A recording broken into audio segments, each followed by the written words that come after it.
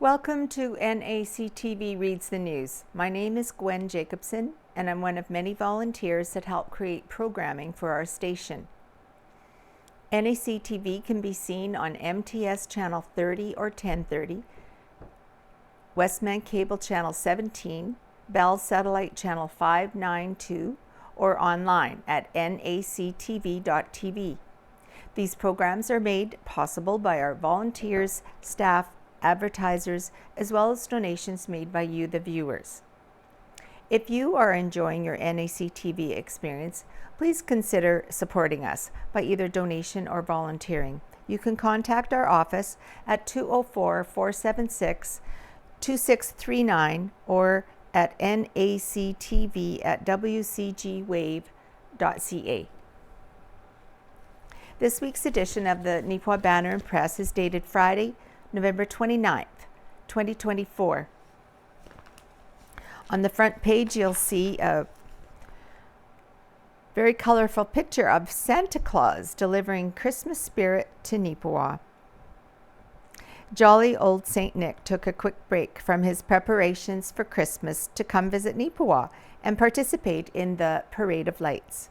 The family-filled evening is sponsored by the Neepawa District Chamber of Commerce. We thank Santa for his involvement in this annual local tradition and look forward to his return to the community in the early hours of December the 25th. Now there's a few more pictures from that day. Here's some pictures from the glorious Christmas wish sale. Its attendees and vendors packed the Yellowhead Center Hall. Customers could choose from many tables of handmade crafts, baking, and ornaments. Some very realistic felted animals seen here caught the buyers' eyes with their happy little faces. So it was a very, very busy day. And then, of course, part of the Santa Parade pictures here. There were plenty of sights to be seen, from the floats themselves to a variety of friendly and familiar characters. One such character was Olaf from the movie Frozen, who was included into the parade's procession. And here, a bright and light-filled display from Neepawa's Home Hardware featuring a Christmas tree and much more. And here we have a close-up of a display featuring Jack Skellington, a character from the movie titled Nightmare Before Christmas. Mr. Skellington was accompanied by an assortment of lights and candy canes. Yeah, there was a variety of floats this year, well into the 30s numbers, I heard. Just also on this page, what is this item? If you're reading this, you may be wondering what this item is. So is the Neepawa Banner and Press. This item was brought in and shared with the paper, but no details for what it is or how old it is are known. If you have any guesses as to what this item may be and what it was used for, please reach out to the Neepawa Banner and Press. Readers can contact us by phone at 204-476-3401 or by email at news@neepawabanner.com or by dropping in to the office at 423 Mountain Avenue.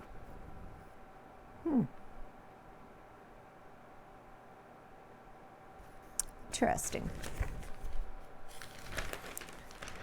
All right, missing area senior found dead by the Banner staff. Spruce Plains RCMP have confirmed the death of an 81-year-old man from Rapid City who was reported missing over the weekend.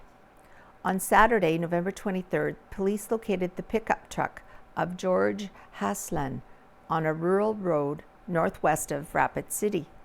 Haslan had been reported missing on Friday evening around 8:20 p.m. after he had not returned home from a drive earlier that day. Upon finding the vehicle with Haslan still inside, first responders provided immediate medical care. However, he was pronounced dead at the scene. In an interview with CTV Winnipeg's Alexander Hollick, an RCMP spokesman noted the death is not considered criminal in nature. They also added that Haslund did not have any cognitive impairment or medical condition leading up to his disappearance, and that the truck was found off the beaten trail. The area where Haslund was found has been under a snowfall warning at the time. RCMP confirmed his family was notified, and the Banner Press offer its condolences at this time. Along with the RCMP, mail theft in Neepawa and area being investigated by Owen Devereaux. Someone in Neepawa and surrounding area has decided that now's the perfect time to commit some federal crime. On Friday, November 22nd, local residents who went to the Canada Post building in Neepawa discovered that several of the post office boxes had been vandalized and opened. Just under 50 post office boxes in total appear to have been damaged and forcibly opened. As of Monday, November 25th, some of the opened boxes still had letters within them, so it cannot be confirmed at this time just how much, if any, mail had actually been taken. When news of the break-in at the Neepawa post office was posted online, some commenters stated that a similar type of incident may have also recently occurred in Arden. The Banner and Press reached out to Spruce Plains RCMP for an update on the investigation. Representatives with the detachment have confirmed that in the last few weeks there were thefts of mail from the Kelwood, Arden, and Neepawa post office boxes. Some mail was recovered on a rural road east of Neepawa. The mail will be examined by our forensic identification section. If anyone has any information regarding the theft of mail, they are asked to please call the RCMP. The Spruce Plains RCMP are continuing to investigate. And here we have a great picture of a fellow that was a winner the other night. Neepawa Rotary, who sponsors Titans home game. Congratulations to Dale Kingerski of Winnipeg. He won the canvas print by local photographer Jody Baker at the November 24th Titans game against the Winnipeg Freeze. The Rotary Club of Neepawa sponsored the game, and a number of members were on hand to cheer on the home team and promote the upcoming Rotary auction. In a clean, fast-paced, exciting game, the Titans outshot the Winnipeg Freeze 45-22, but unfortunately lost the game 3-2. All right. Now, on Wednesday, December the 4th at 7:30 p.m., the doors open at 7 at the Neepawa Roxy Theatre, the BU Brass Ensemble under the direction of Dr. Edward Bach will be in town. The NACI and Neepawa Middle School band programs are presenting this as a band booster fundraiser concert. The admission is a silver collection at the door. Recommended donation is $10 per person. Now, at the Roxy Theatre this weekend, November 29th and 30th at 7:30, the featured movie is called Red One. After Santa Claus, code name Red One, is kidnapped, the North Pole's head of security must team up with the world's most infamous bounty hunter in a globe-trotting, action-packed mission to save Christmas. Now, next weekend, December the 1st, the showtime is at 3 o'clock that day and 6 o'clock that day.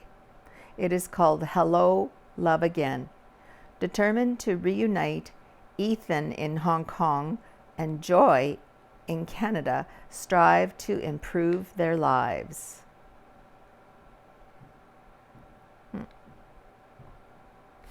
All right, what else do we have going on? Out of Helen's Kitchen by Helen Drysdale. This week, she has featured cranberry wild rice salad. Looking for a refreshing change from your usual menu? Try these rice salad recipes. You can either serve rice salad as a main dish, as it has a little bit of everything, or as a side dish. Not only are they super simple to make, but it's also gluten-free and perfect for vegetarian or vegan diets. Long grain rice is the best type of rice to use for a rice salad. This is because long grain rice, like basmati or jasmine rice, cooks up perfectly fluffy and the grains do not stick together. Preparing your rice salad ahead of time actually makes it taste better. The flavors intensify and blend together, making it more delicious after several hours or the following day. Brimming with tasty add-ins like dried cranberries, crunchy water chestnuts, and snow peas makes this rice salad fancy enough for holiday feasts. So she has two rice recipes: cranberry wild rice salad or black bean and rice salad.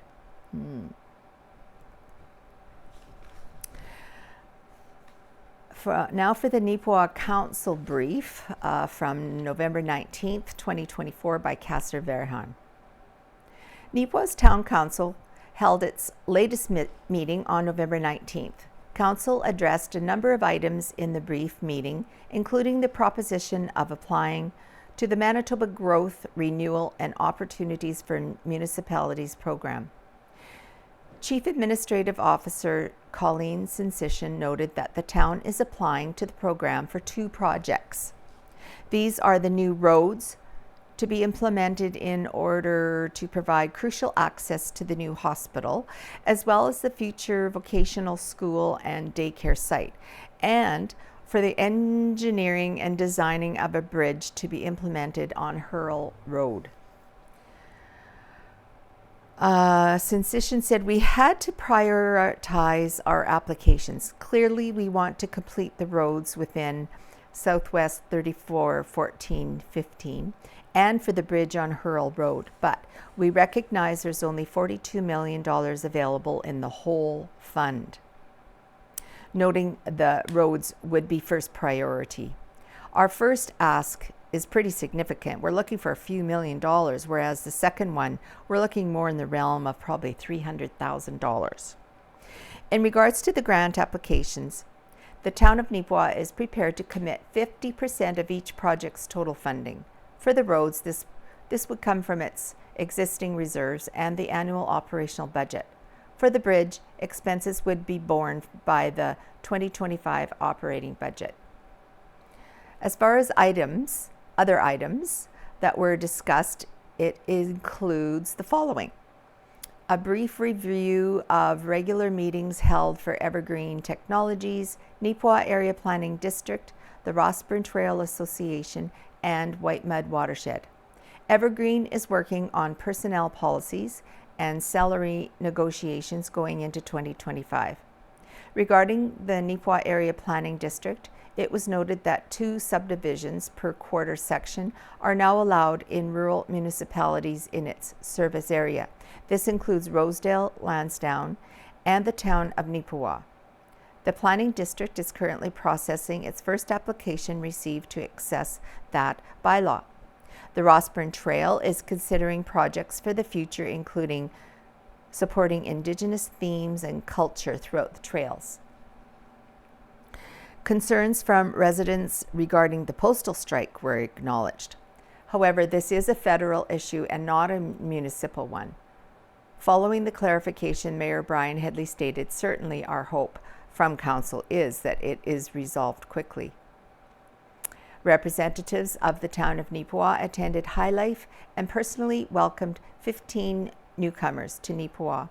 They were provided with information regarding the Neepawa Newcomers Coat Room program. The county courthouse had an emergency expenditure to replace missing shingles ahead of the winter weather. The expense was $5,987. Contracts up for renewal, including animal control and waste collection. A full version of this Neepawa Town Council meeting is available on NACTV.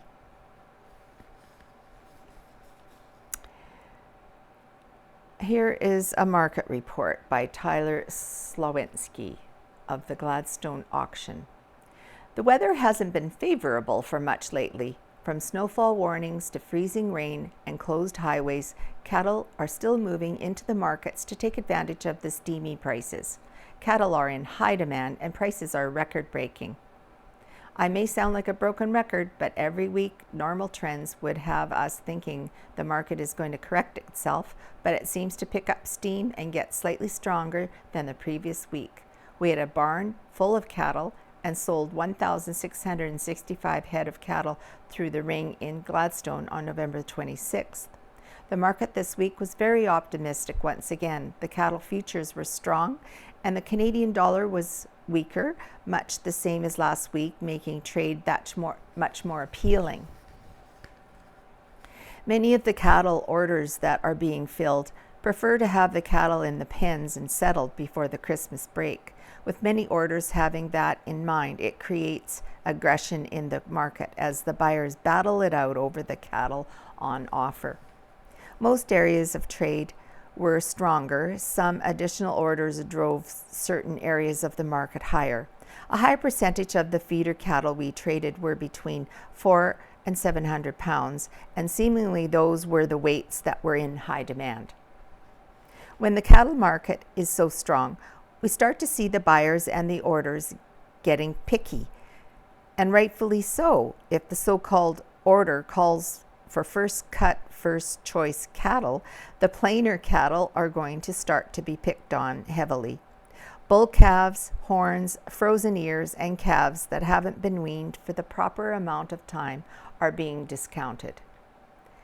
There seems to be a lot of optimism in the cattle market. These prices are fantastic to see in the industry and are long overdue, although one can only hope that they remain consistent and don't price themselves off the shelves. We didn't see a whole bunch of slaughter cattle this week as we were trying to push as many as we could to our additional sale this Friday prior to the bred cow sale. Cows are trending fairly steady to consistent this week due to a lower number of cows on offer. Feeding type cows and heiferettes are trading slightly softer this week and definitely slid from where they have been over the past few weeks.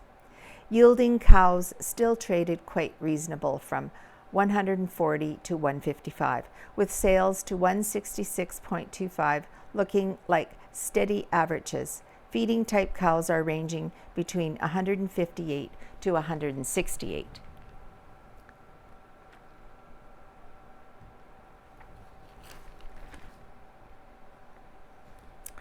All right, Neepawa banned programs to hold concert.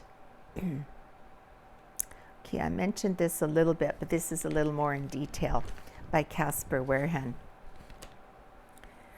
The Neepawa Middle School and Neepawa Area Collegiate Institute band programs have prepared a special performance for December the 4th. That day, they will be hosting a band booster concert at the Roxy Theatre in Neepawa. The concert will also feature special out-of-town guests, the Brandon University Brass Ensemble, directed by Dr. Edward Bach.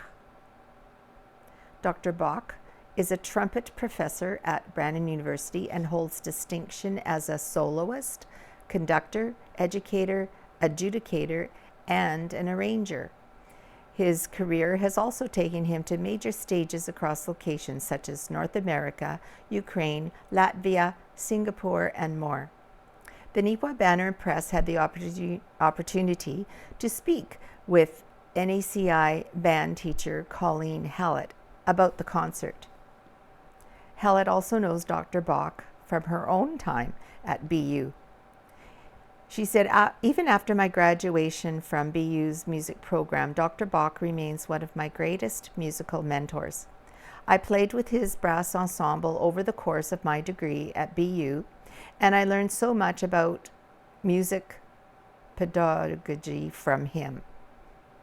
Last year, I was teaching band in my hometown of Boissevain, Manitoba, and we did a fundraiser concert just like this. It makes my heart really happy to be able to show kids what's possible for musical involvement after high school. Helen added, our group is mostly music majors, but we have several students who are in non-music degree programs that loved band class and want to continue playing their instruments in a high-level environment. Not all band kids want to become professional performers or music educators, so it's important to show students that making music is a lifelong activity that they can participate in long after they leave Neepawa schools. This concert is an incredible learning opportunity for students and is very enjoyable for their friends and family. In addition to the specialty entertainment and educational value, this band booster concert also serves as a fundraiser for the Neepawa band programs. All proceeds gathered from the event's silver collection will go towards decreasing the student costs for upcoming Neepawa Middle School and NACI band trips. This concert will be held at Neepawa's Roxy Theatre. On the day of the concert, doors will open at 7 p.m. and the concert will begin at 7:30. Providing a closing comment, Hallett said, "You don't want to miss this show. Bring your friends and family for a fun evening of high-quality musical entertainment and holiday cheer."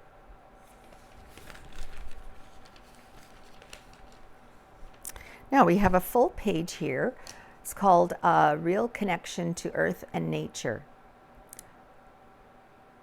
Conservation donor Judith Harper shares memories of the Langford Escarpment by Casper Verheyen.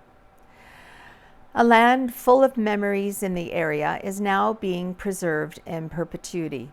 This is the Langford Escarpment, a grand total of 178 sprawling hectares located 15 kilometers southeast of Neepawa.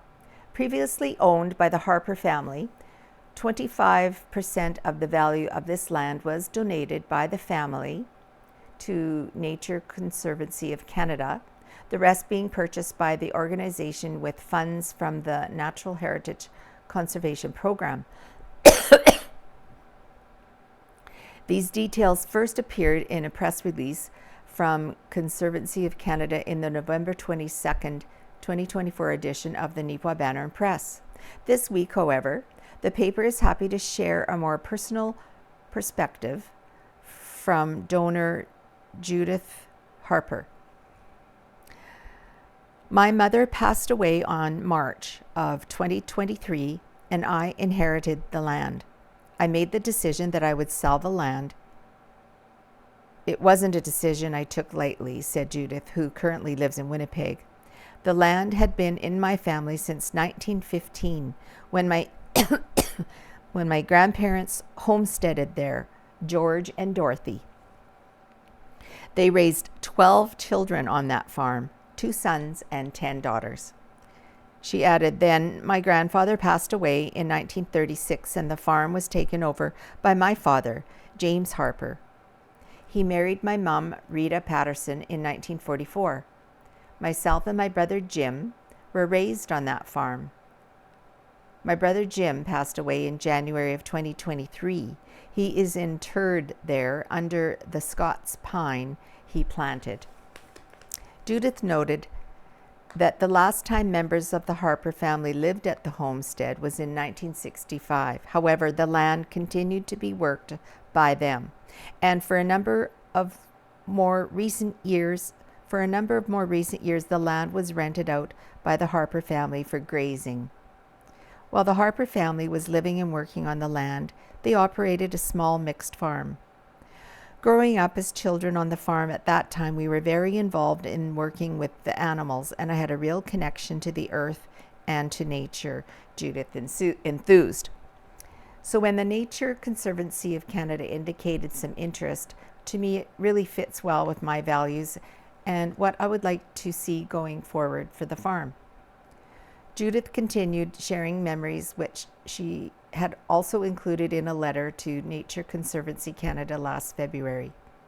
Doing chores and working with animals was a good way to learn responsibility and develop a sense of purpose. An appreciation and connection to the earth and the wonders of nature have remained throughout my life, said Judith. I feel privileged as a child to have experienced the aurora borealis dancing and swirling across the sky, being reflected in the crisp white snow so that everything seemed to live in a pink glow.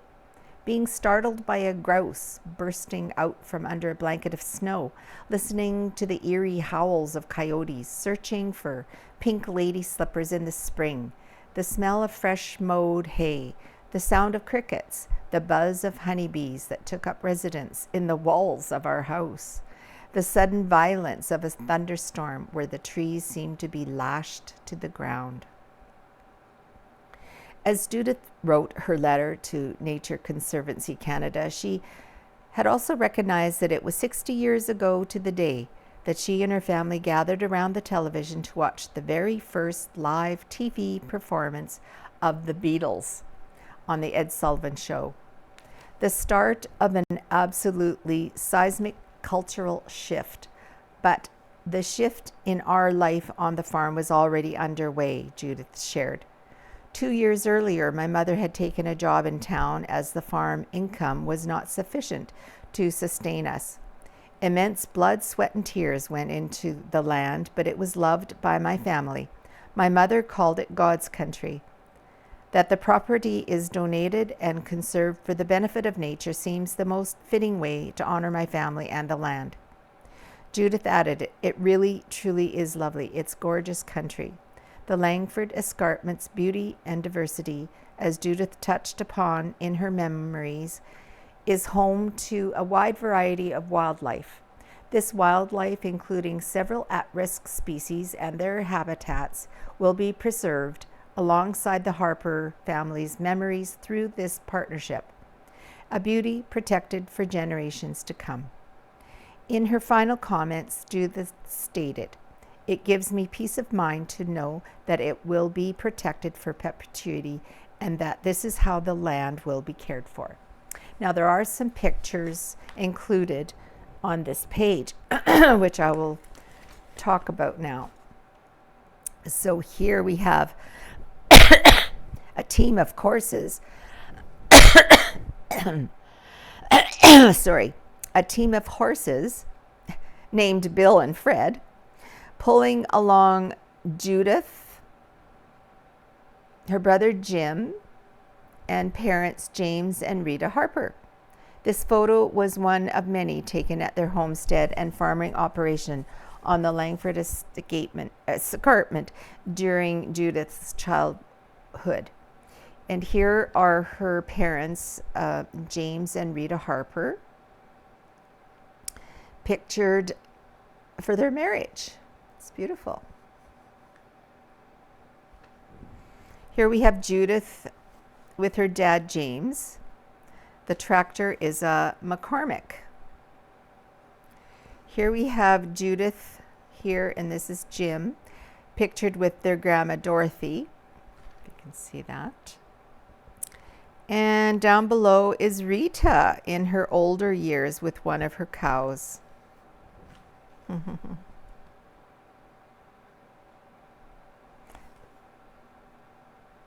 So this picture is obviously from 1944 when they were married.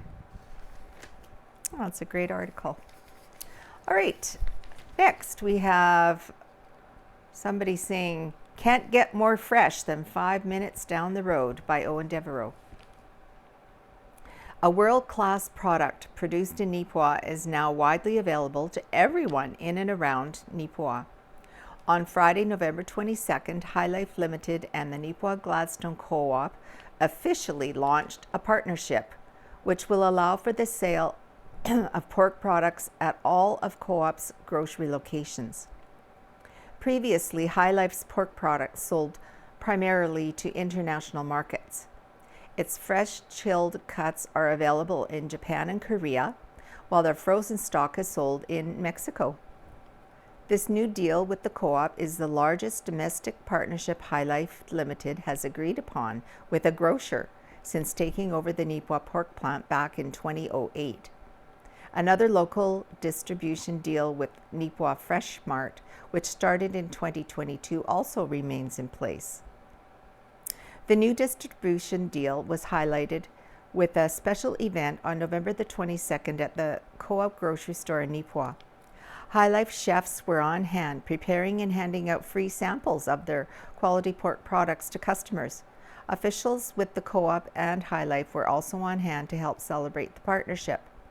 Trevor Lizotte, HyLife's VP of Sales for Domestic and Alternative Markets, said they are very excited about this collaboration. He said it's an exciting day for HyLife because HyLife Limited and Neepawa-Gladstone Co-op are both corporate leaders in the community that pride ourselves on supporting local.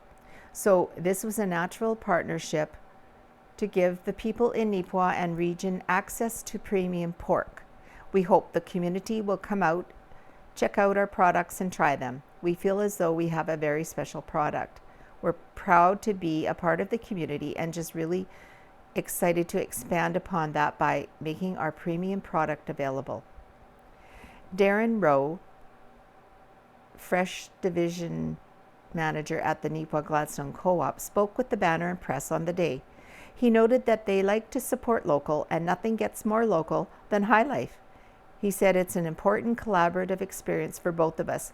I think it's going to be good. We're happy to work with such a great company and community partner, said Rowe.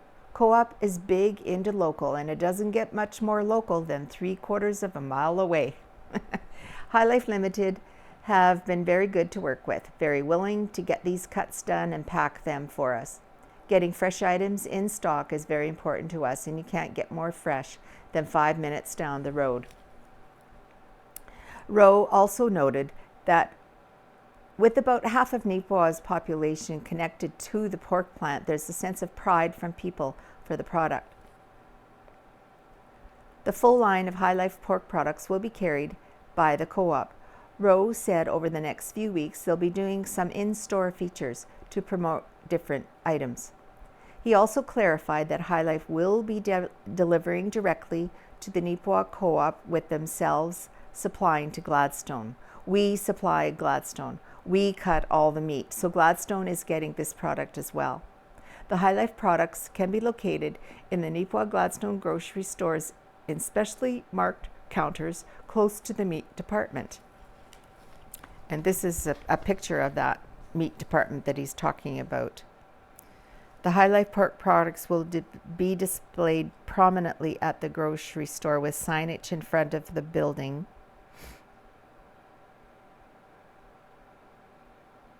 And a large display in the meat auction. As part of the new local partnership, the executive chefs for HyLife prepared some excellent sample cuts of pork for customers of the co-op. Nico and his brother JD or DJ. I can't remember which way the initials go. Anyways, they were awesome. And here's a picture of some representatives with HyLife Limited and Neepawa-Gladstone Co-op posing for a picture during the launch. Oh, and here's that other picture that's outside of the co-op store in Neepawa. All right, what's next? I think I'll come back to that. I'm going to read the sports page now. Neepawa Titans split weekend home stand by Owen Devereaux. It was a mix of emotions this past weekend for the Neepawa Titans. After defeating one of the MJHL's best teams on Saturday night, the Titans found themselves humbled by one of the worst less than 24 hours later. But let's begin with the positives in the form of a commanding 4-2 victory over the Northern Manitoba Blizzard on November the 23rd. Neepawa came out the gate strong, scoring their first of the night just 80 seconds into regulation. It was Colton Alexander who picked up his 10th goal of the season. Carter McLeod followed with one on the power play, giving Neepawa a 2-goal cushion after 20 minutes. The Blizzard would reply with a lone goal in the second, but the Titans would lock down the lead and eventually the win with a pair in the third. First, Caden Haggerty scored his 11th of the year. Following that, Tim Taconic scored on a power play advantage. A late one by Norman in the final 30 seconds made the score 4-2 for the Neepawa Titans. Goaltender Casey Cookett picked up his 7th win of the year, making 39 saves on the 41 total shots he faced. That win was Neepawa's 13th of the season and put them within striking distance of second place in the MJHL's Western Division. The next evening, the Titans hosted the Winnipeg Freeze, a club that at the time only had 2 wins over their first 19 games. So this one should be a relatively easy win, right? Well, unfortunately, no, as Neepawa ended up facing a goaltender who was right in the middle of a hot streak. Braxton Burdney ended up stopping 40 of the 42 shots Neepawa threw at him over the course of 60 minutes. The Freeze, meanwhile, scored 3 times off of 24 shots and stole one from the Yellowhead Center, winning 3-2. Haggerty and Logan Paquette scored the goals for the Titans. Neepawa will have a chance for revenge in Winnipeg on Friday, November 29th, as they take on the Freeze once again. The next home game will be Saturday, December 7th versus Wayway-Sikapo Wolverines. The opening face-off will be at 7:30 p.m.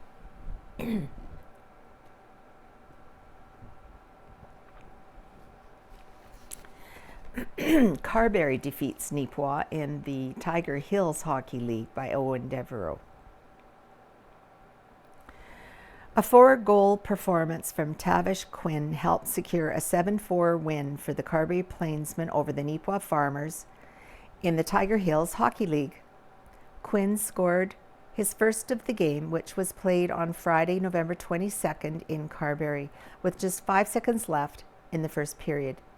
He would add 3 more in the second period, including an unassisted effort while the Plainsmen were shorthanded. Dalen Creasy also had 2 goals for Carberry to go with a pair of assists on Quinn's scoring events. Trey Dixon had the other goal for Carberry and also contributed 2 assists. Neepawa, meanwhile, replied with goals from Zach Hicks, Corbin Mariash, Shane Byram, and Brad Marshall. This was Carberry's first win of the regular season, putting them at 1-4-0 on the season, while for Neepawa, this was their second regulation loss. The Farmers are now 2-2-1 in their first 5 games and are 4th in the East Division.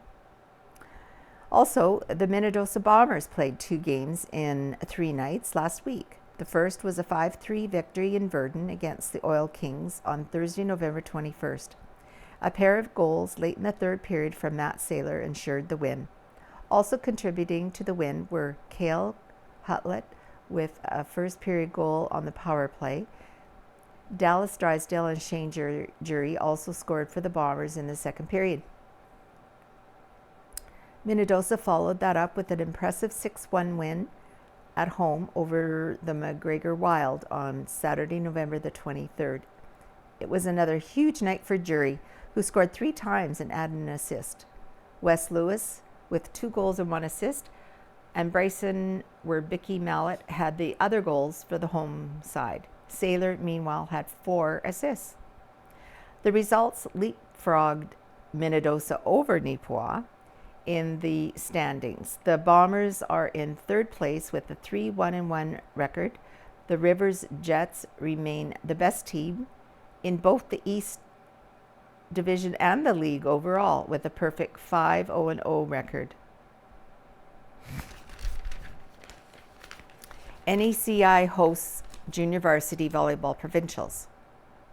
A dozen volleyball teams from across the province assembled in Neepawa last week for the junior varsity AAA provincial championship. The Neepawa Tigers completed in Pool 3 for the round-robin portion of the event. In their 3 games, Neepawa went a perfect 3-0, defeating the John Taylor Pipers 25-9 and 25-22. Then they beat W.C. Miller Aces 25-19, 25-16, and R.D. Parker Trojans 25-18, 25-11. These scores earned the Tigers first place in their pool and matched them up with the Linden Christian Wings. Unfortunately, in this playoff stage of the weekend, Neepawa was upset in the opening round, falling to Linden Christian 25-21 and 25-21. As for the rest of the tournament, the Neeland Spartans would win the provincial title by defeating the Louis Riel Voyageurs 25-19 and 25-18. In the consolation final, the Westgate Wings beat Leo Remillard Reynards 25-22 and 25-20. Congratulations to Neeland, Westgate, as well as Neepawa and all the other teams who were part of the weekend. Also, special thanks to the coaches, volunteers, and families involved in the event. The NACI Tigers players of the game were, in the round robin, Jaden Maramara, Jared Lopez, and Vince Salvo. The 2024 AAA Junior Varsity All-Stars were James Belanger from Leo Remillard Renards, Owen Cornelson from Westgate Wings, Felix Baudry from Louis Riel Voyageurs, Samuel Clark from Louis Riel Voyageurs, Clark Goran from Neeland Spartans, and Case Ashcroft from Neeland Spartans.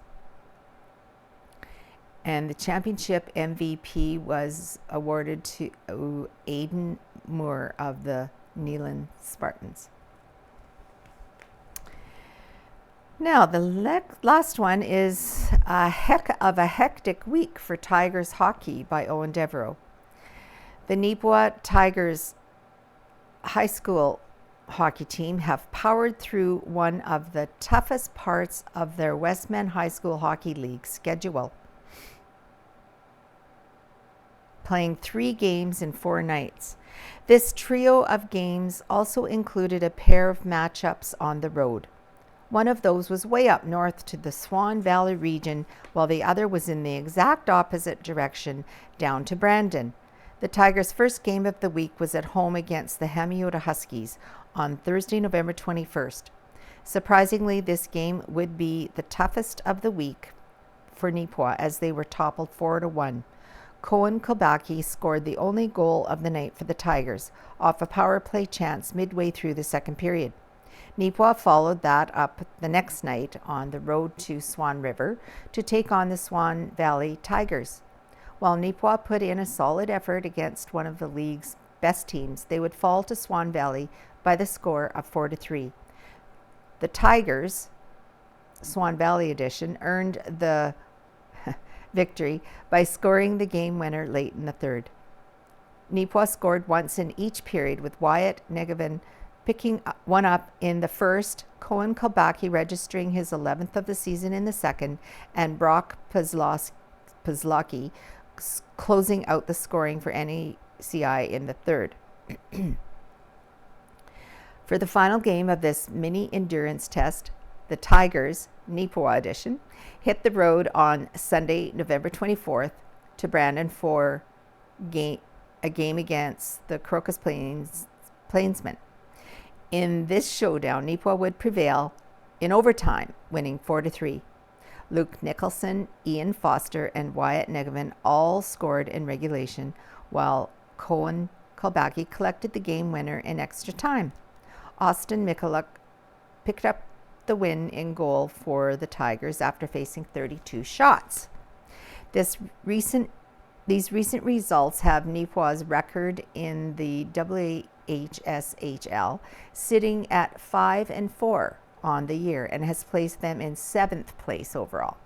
The Tigers will now get a bit of a break, as their next game is not until Friday, December 6th in Russell versus the Major Pratt Trojans. The next home game will be Sunday, December 8th, when Crocus Plains comes to town. Start time for that matchup at the Yellowhead Center is set for 6:30 p.m.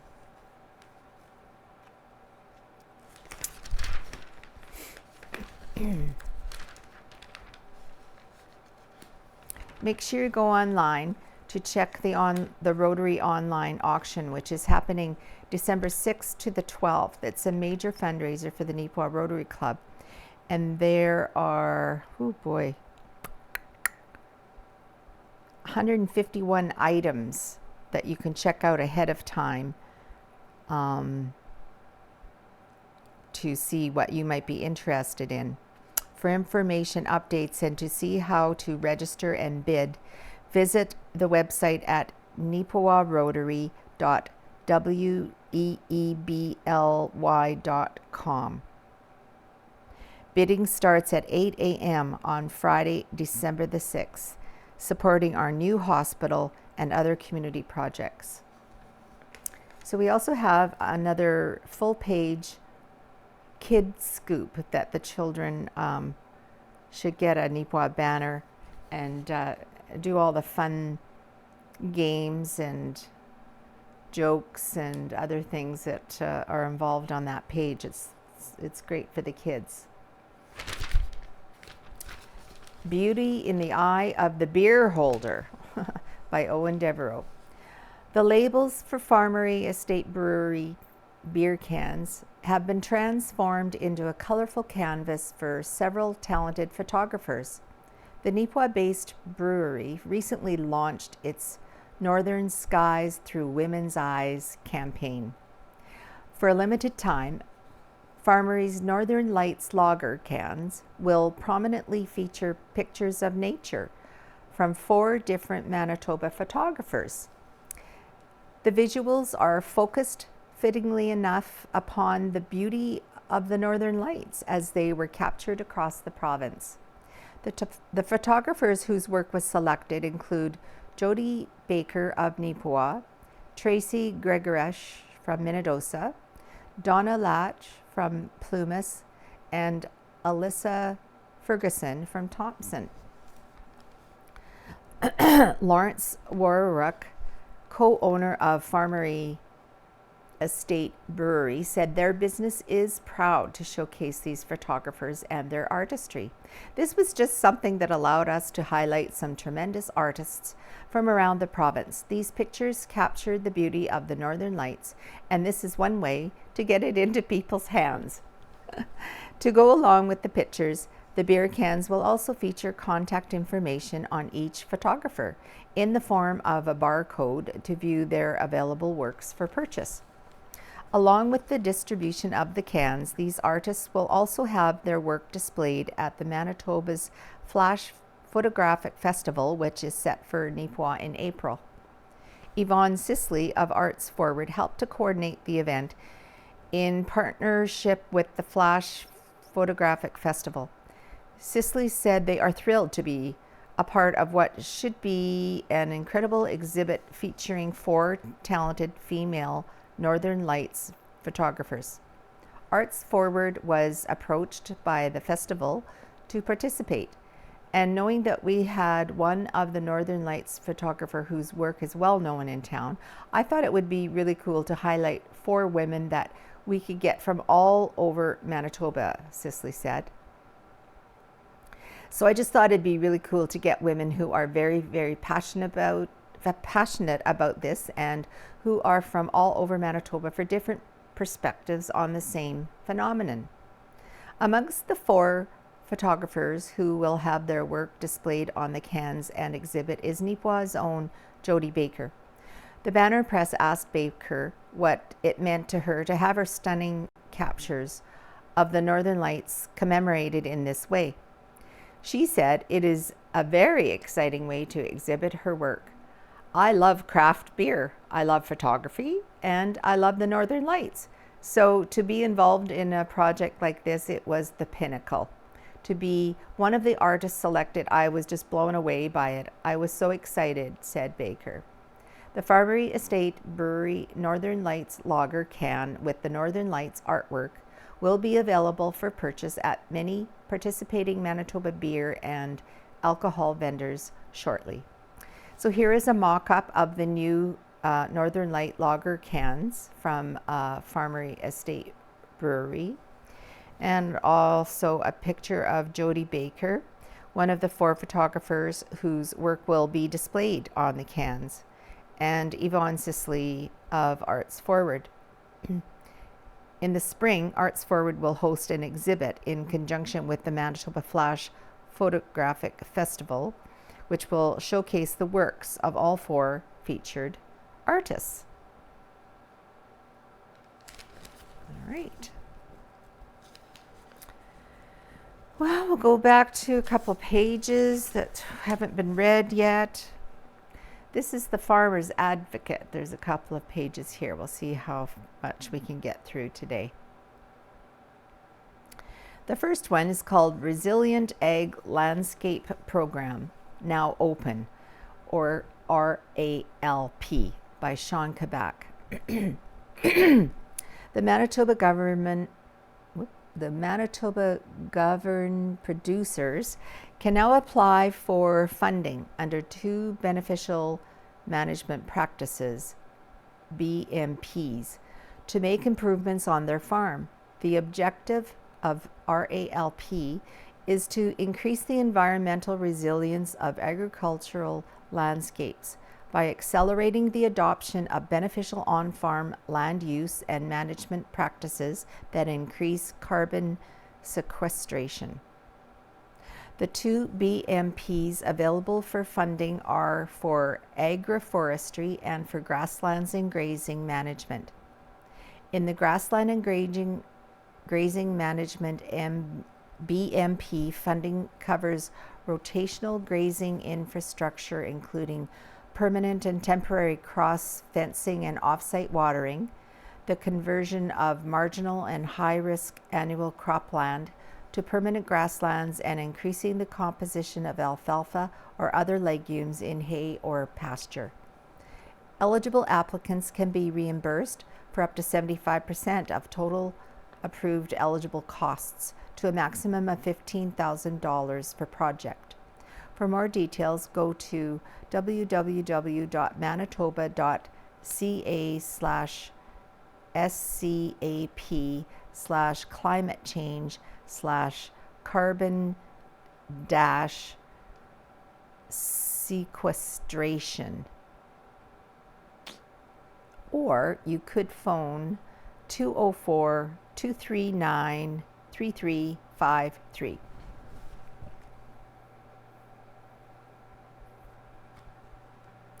Manitoba freezes 2025 agricultural crown land lease rates, also by Sean Kabak. The Manitoba government is freezing the scheduled rental rate for agricultural crown land, or ACL, 4-H leases for the 2025 growing season to ensure ACL leases remain affordable for Manitoba cattle producers. Freezing the 2025 4-H lease and permit rates to match the 2024 rate will provide support to Manitoba producers. The timeline for producers will be extended to submit an appraisal report and apply for improvement costs to leased land for leases expiring this year. In 2024, the province effectively froze ACL 4-H lease and permit rental rates. For 2025, the annual rate will be set at the same rate as 2024 for ACL 4-H leases and permits, which means producers will not see an increase to the rate on their invoice for 2025. Manitoba's agricultural crown lands are parcels of land leased to producers for agricultural use, including grazing, haying, or annual cropping.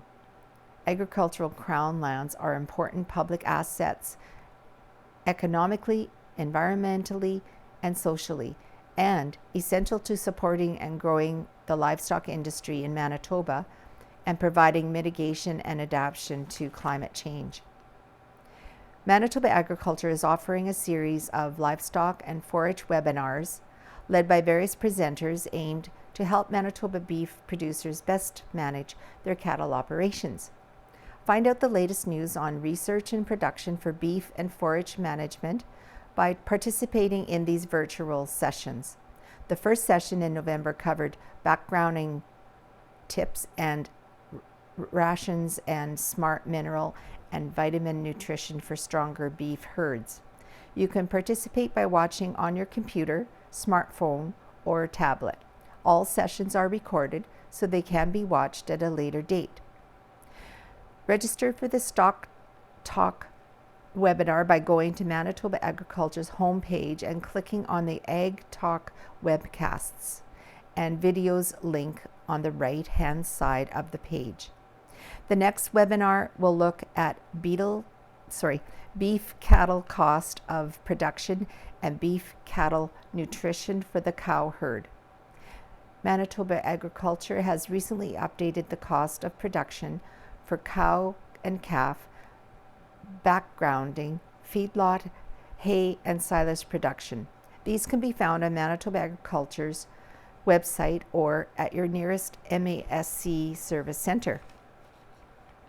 Other Stock Talk presentations and topics will cover cattle marketing, MASC forage and livestock insurance, Ask the Vet calving tips, range and pasture health, native pasture management, forages to improve soil health, Manitoba Agriculture Crown Lands Update, Western Canadian Cow and Calf Survey, and more.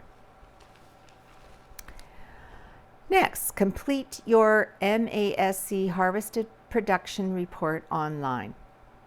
Manitoba Agricultural Services Corporation, or MASC, offers a convenient method to submit your Harvested Production Report, or HPR.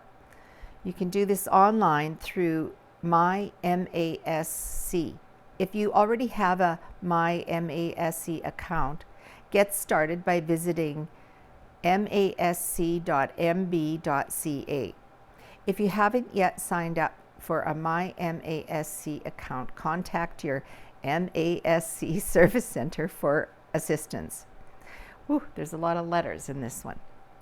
HPRs can also be filed by email, fax, or visiting an MASC Service Center. HPRs for the 2024 crop year must be submitted to MASC by December the 2nd, 2024 to avoid a $500 late filing fee. Several resources are available to help you file your HPR at masc.mb.ca/producer/bottom/packages.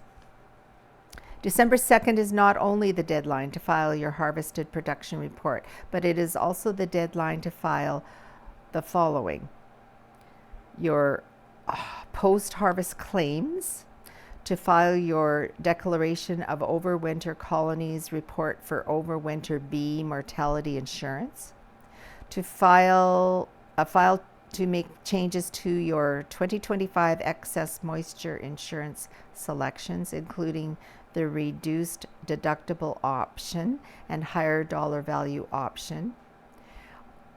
Also, full coverage seeding deadline for Saskatoon plants for fall planting. And last, filing a late claim for your select hay insurance, harvest flood option, enhanced quality option, or green feed subject to late fees. For more information, contact the Manitoba Agricultural Office in Portage at 204-239-3353.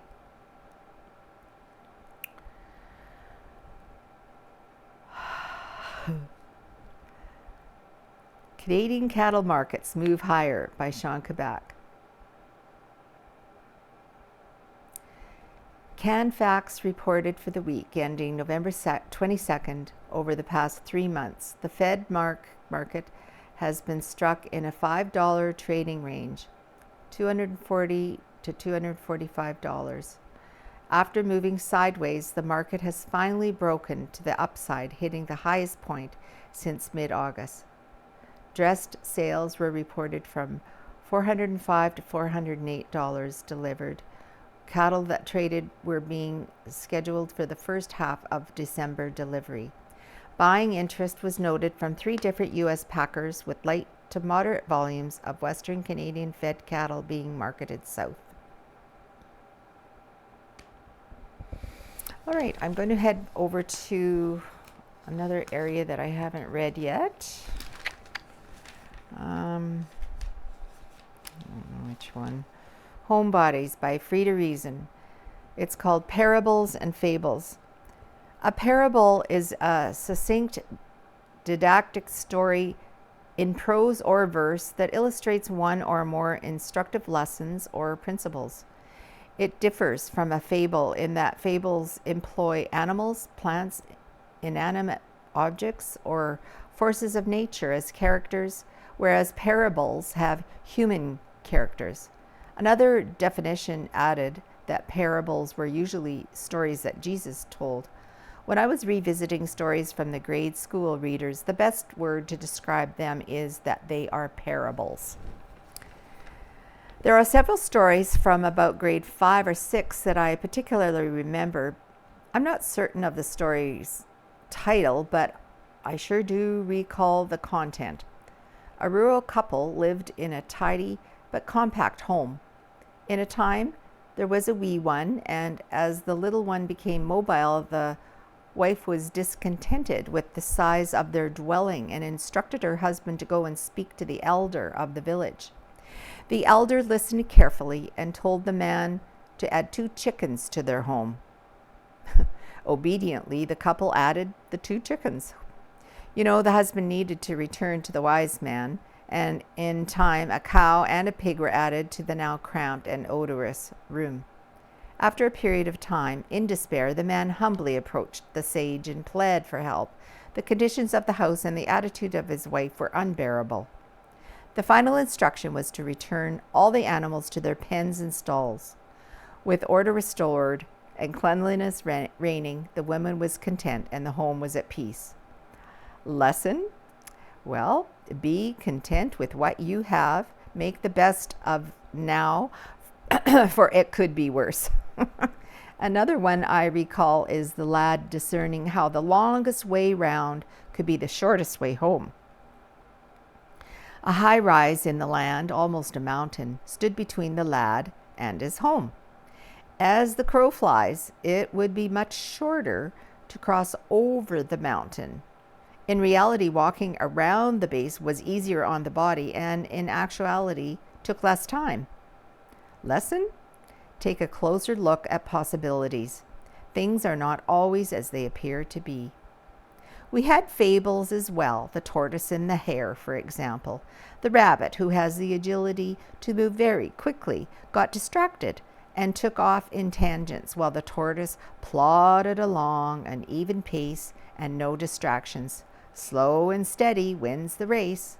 The other story was about the wind and the sun, wagering as to who could get a traveler to remove his cloak as he walked between towns. Despite its best efforts, the wind saw that the traveler only drew his cloak tighter as the force of the wind increased.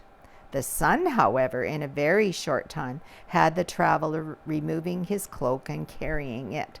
The lesson? You get better results with warmth and encouragement than you get with force and mighty blasts. More than one Aesop fable made their appearance in our curriculum, as did scripture and tales of Greek and Roman gods. I should borrow today's school required reading material. Perhaps it's comparable.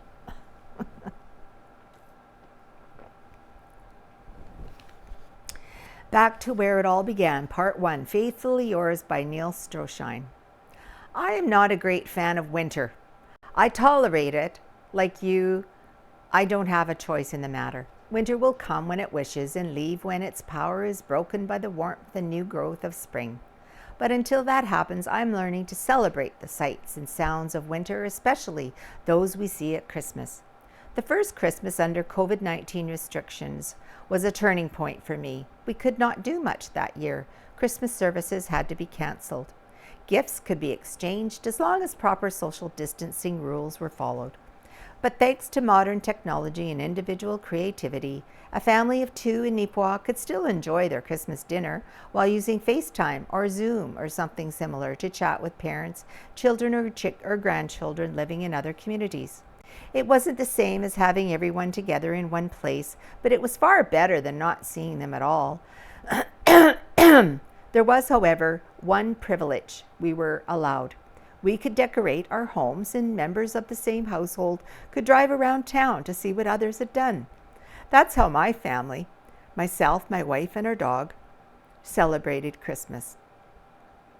Our church distributed Christmas care packages to our families. It wasn't much, but it let people know that our part of the family of God was alive, was well, and was standing together in love and prayer, supporting each other through those difficult times. My most vivid memory of that COVID Christmas is the way it forced me to reflect on the political, social, and economic conditions that existed when the event we commemorate at Christmas, the birth of Jesus Christ, took place. The festive atmosphere we create with our decorated homes, happy music, staff parties, and gift exchanges didn't exist in those days. Instead, people's hearts were filled with grief, agony, and anger. A brutal regime headquartered in the city of Rome had conquered ancient Israel.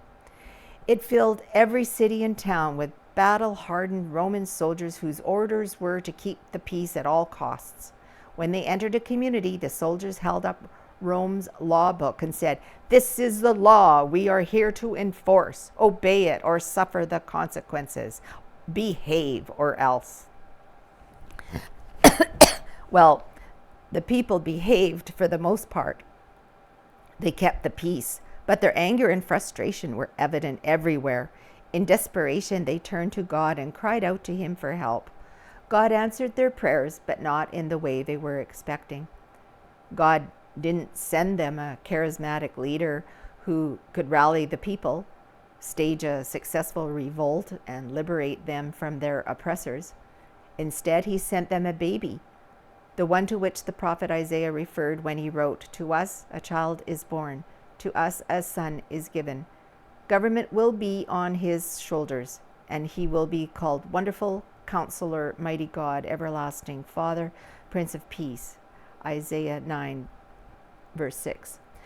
The one God sent in answer to ancient Israel's prayers would grow up to become a man of peace. He would speak peace, and He would show us the way to everlasting peace. Cries for peace can be heard everywhere today, but to find the peace we seek, we need to go back to where it all began and be reintroduced to the Prince of Peace. That's where I'm going this Christmas, and I invite you to join me on this journey. So, last but not least for this week, we are going to read thumbs up, thumbs down. And luckily, they are all thumbs up. So, the first one, thumbs up to everyone for the recognition with the recent article, November 22nd edition, Grant Jaime Hurl calls time on officiating career. Greatly appreciate it. But to quell the rumors, I am still continuing to cut hair. By Grant Jaime Hurl of Neepawa. Another thumbs up. A thumbs up and thank you to Linda Taves of Clan William, who, while out walking her dog, found an original one-of-a-kind 1944 professional Navy photo of my dad, D. Roy Baker, that disappeared from my car, the Minnedosa Heritage Pioneer Village. She posted it on the Town of Minnedosa social media site, wondering who it belongs to. 20 minutes later, our daughter saw the photo and notified Linda regarding its ownership. Linda personally delivered it to my home, and it was in perfect condition. We, both strangers, are cousins of Karen Brees, formerly of Neepawa, but we hail from opposite sides of the family tree. Thank you, Linda, and blessings. Can you ever imagine my happiness after believing that I would never see this treasure again? Barbara J. Jardine from Neepawa. She also put another one in. Thumbs up. It took 4 villages of individuals pulling together to get me mobile after my car became permanently disabled behind Harris Pharmacy on October 25th. Special mention to Mitchell, Salvation Army Thrift Store, CAA-Gladstone, Dana Harvey Sales, Westward Ford, Jackie Simpson, McLaughlin Motors, Dan, TAC Ventures, Laura and Andrew Dennis, and Darlene McDonald, Ryan and Robin Zadorzny, Carberry, and everyone offering or rendering assistance. It's the best thing ever. Thank you again, Barbara Jardine of Neepawa. And lastly, thumbs up to Judith Harper and family for their donation of land to the Nature Conservancy from Jim Burney and Carolyn Kahinsky. All right. Well, thank you very much for joining me today for the reading of the Neepawa Banner and Press. And hopefully we'll see you another time. So bye-bye for now.